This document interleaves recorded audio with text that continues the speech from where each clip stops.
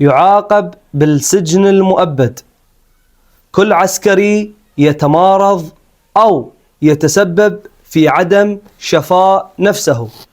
المادة 38 من قانون العقوبات العسكري رقم 19 لسنة 2007 المعدل يعاقب بالحبس مدة لا تزيد على 3 سنوات لكل عسكري تمارض أو سبب لنفسه مرضا أو عاهة أو سمح لغيره بتعطيل عضوا من أعضاء جسمه لغرض أن يكون غير مؤهل للخدمة العسكرية.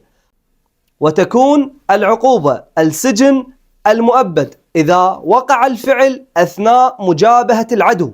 ويعاقب بالحبس كل عسكري احتال لنفسه أو لغيره أو تسبب عمدا بعدم شفاء نفسه أو قام بعمل من الممكن أن يشدد عليه مرضه.